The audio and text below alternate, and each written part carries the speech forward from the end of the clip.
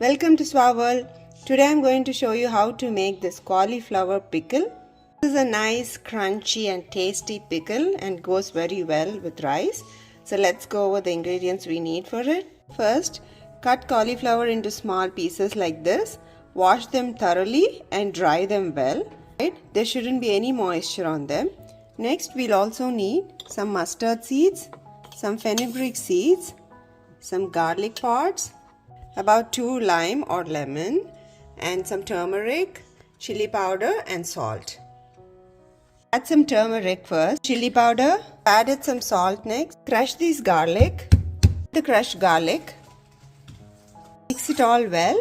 I dry roasted the mustard seeds and fenugreek seeds and I'm going to grind them into a fine powder now. This is how the mustard and fenugreek powder is. Now just add this to this mixture and mix it well again. Now take a pan, add some oil in this and let it heat up. Now add the mustard seeds and some fenugreek seeds, some cumin, some red chilies, some garlic, some hing, some curry leaves. Turn off the stove.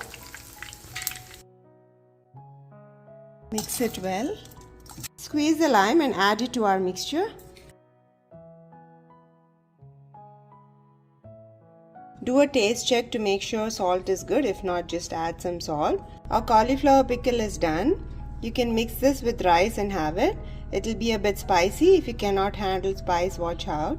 This is going to be very tasty and it will last in the refrigerator for about 10 to 15 days. Do try this recipe and let me know how you like it. Thank you for watching. Bye.